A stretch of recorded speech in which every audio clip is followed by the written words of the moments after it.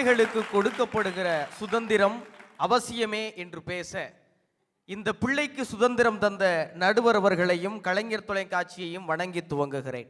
ஐயா, இன்னைக்கு பயலுக பூரா பெரியவங்களை பார்த்து பூமரங்கள் அப்படின்னு சொல்றாங்க. ஏன்னா காரணம் இல்லாம சொல்லலையா, அவங்க எங்களை கண்டிக்கிறோங்கிற பேர்ல எங்க வாழ்க்கையில கபடி விளையாண்டு போயிடுறாங்கய்யா.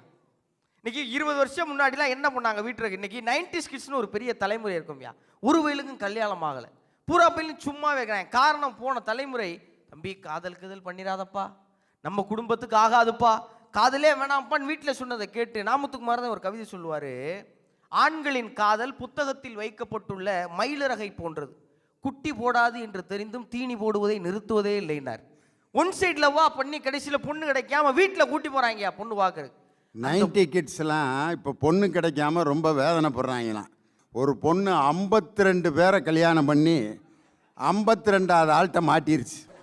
அங்கே வாரு, அவர் சந்தோஷப்படுறாரு பாருங்க. அவர் அது யாரா அந்த 52 பய அந்த பிள்ளைகிட்ட ஏமாந்தவன். அதில் அவன் சொல்கிறான், அந்த 90 கிட்ஸு 53வதா என்னை கட்டுறதுக்குள்ளே நீ மாட்டிக்கிட்டியம்மா, அந்த பிள்ளைய நம்ம கட்டலான்டாங்கிறான். என்னன்னா வேற யாரும் பொண்ணு தர மாட்டேங்கிறாங்க, அந்த பிள்ளையவாது கட்டுறான் அப்படின்ட்டு ஒருத்தன் சோசியல் மீடியாவில் விவரத்தை சொல்கிறேன்.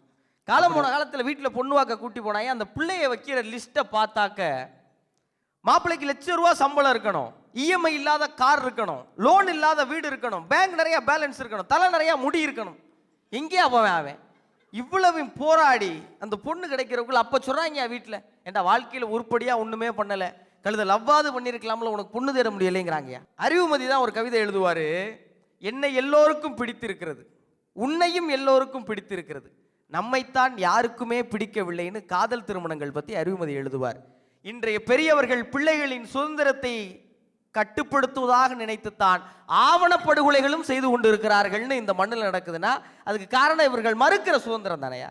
12வது முடிச்சிடான் பையன், என்ன படிக்க வைக்கலான்னு சித்தப்பாட்ட கேட்குறாங்க, மாமாட்ட கேட்குறாங்க, பெரியப்பாட்ட கேட்குறாங்க, பள்ளிக்கூடத்து வாத்தியாட்ட கேட்குறாங்க. நீ என்னடா படிக்க போறன்னு அவன்கிட்ட மட்டும் கேட்கவே மாட்டாங்க. கடைசி வரைக்கும் அவன் என்ன படிக்கணுன்னே தெரியாம திணறிக்கிட்டு இருக்கான். நாமுத்துக்குமார் அவருடைய அணிலாடு மூன்றில் அப்பா பத்தி எழுதியிருப்பாரியா. ஒரு சிறந்த அப்பா எப்படி இருக்கணுங்கிற இந்த பட்டிமன்றத்தின் தலைப்புக்கு நாமுத்துக்குமார் விடை சொல்றாரு. 10ஆம் வகுப்பு பொதுத் தேர்வுக்கு உட்காந்து படிச்சுக்கிட்டு இருக்காரு வீட்டில். நாமுத்துக்குமார் அப்பா முன்னாடி வந்து, நாமுத்துக்குமார் அப்பா ஒரு பள்ளி ஆசிரியராக இருந்தவர், தன் வாழ்வில் புத்தகங்கள் வாங்குவதற்காகவே பெருங்கடன் வாங்கினவர். அவர் சொல்றாரு, டேய் சும்மா படிச்சுக்கிட்டே இருக்காரா, டென்ட் கோட்டையில் ரத்த கண்ணீர் படம் போட்டிருக்காங்க, போய் பார்த்துட்டு வான்னு சொல்றாரு. நாமுத்துக்குமார் இல்லப்பான்னு சொல்லிட்டு படிச்சிருக்காரு. அதன் பிறகு நாமுத்துக்குமார் இந்த வார்த்தையை பயன்படுத்துகிறார். அன்று மட்டும் நீங்கள் அந்த வார்த்தையை சொல்லாமல் சினிமா கினிமா போகாம ஒழுங்கா உட்காந்து படிக்கிறேன்னு சொல்லியிருந்தா நிச்சயம் நான் சினிமாவுக்கு போயிருப்பேன்னு சொல்றார். பெற்றோர்கள் எப்படி வழி நடத்துகிறார்களோ, உனக்கு சுதந்திரத்தை கொடுக்க மாட்டேன் ஐயா, இந்த வயசு, இந்த இளமை, இந்த இளம் பருவம் வெடி மருந்து மாதிரியா, அதை சரியாக கையாண்டா பாதுகாப்பு. அதை அடக்கி வைக்கும் போது தான் அது வெடித்து சிதற பார்க்கிறதுங்கிறது அந்த பெரியவர்கள் ஏன் புரிஞ்சுக்க மாட்டாங்கிறதா என்னுடைய கேள்வி. இந்த பெரியவர்கள் பிள்ளைகளுக்கு முத்திரை குத்துகிறார்கள். ஒரு சின்ன உதாரணம் சொல்றேன். ஒரு பள்ளிக்கூடத்தில் 2ஆம் கிளாஸ் பையன் வீட்டில் போய் அம்மா கிட்ட, அம்மா செக்ஸ்னா என்னன்னு கேட்டிருக்கான். சப்புன்னு ஒரு அறை. 2ஆவது படிக்கிற வயசுல உனக்கு என்னடா அந்த பேச்சு, அப்பா வந்திருக்காரு, ஏம்மா அடிச்ச, அவன் செக்ஸ்னா என்னன்னு கேட்குறாங்க, அப்பா சப்புன்னு அடிச்சிருக்காரு. மறுநாள் பையனை கூட்டிட்டு பள்ளிக்கூடத்துக்கு போயிட்டாங்க. வாத்தியார்கிட்ட போய் என்ன கேட்டான், இந்த மாதிரி செக்ஸ் அவங்கள்ட்ட சண்டை போகிறான். வாத்தியார் 2 அறையை போட்டு, பள்ளிக்கூடத்தில் வந்து தான் கெட்ட போயிட்டான், இல்லை வீட்டில் தான் கெட்டு போயிருக்கேன், மாற்றி பேசிட்டு இருக்கான். அவன் அழுதுகிட்டே போய் கடைசி பெஞ்சில் உட்காந்துருக்கேன். ஃப்ரெண்டு கூப்பிட்டுருக்கான், ஏன் மாப்பிள்ள செக்ஸ்னா என்னடா இருக்கான், தெரியல மாப்பிள்ள, ஐடி கார்டில் கடைசியில் போட்டுருந்தான், என்னன்னு கேட்க போனது தான் அடி அடிக்கிறாங்க. ஏன் இன்னைக்கு பிள்ளைகள் என்ன நினைக்கிறார்கள், அவர்கள் எதை கேட்க விரும்புகிறார்கள்னு நினைக்காம இவங்களா ஒரு முடிவு பண்ணி போட்டு அடிச்சு அவனை மாற்றி மடக்கி. ஒன்றும் இல்லை, புதுக்கோட்டை பக்கத்தில் ஆதனங்கோட்டைங்கிற கிராமம், அங்கே ஜெயலட்சுமின்னு ஒரு பொண்ணு, அரசு பள்ளியில் படிக்கிற பொண்ணு, ஏழ்மையான குடும்பம், நாசாக்கான ஒரு தேர்ச்சி எழுதி பாஸ் பண்ணிட்டாங்க. பொருளாதார வசதி இல்லை, நிறைய தொண்டு நிறுவனங்கள் சேர்ந்து அந்த பிள்ளை நாசா போகிறதுக்கான பணத்தெல்லாம் கொடுத்துட்டாங்க.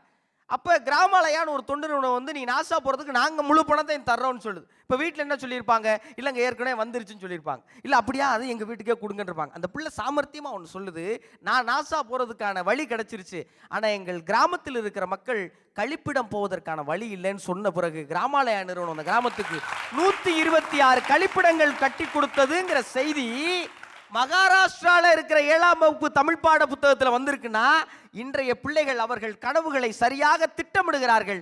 நீங்கள் அவைகளை தடுத்து நிறுத்தாம இருந்தா போதுங்கிறதா எங்களுடைய.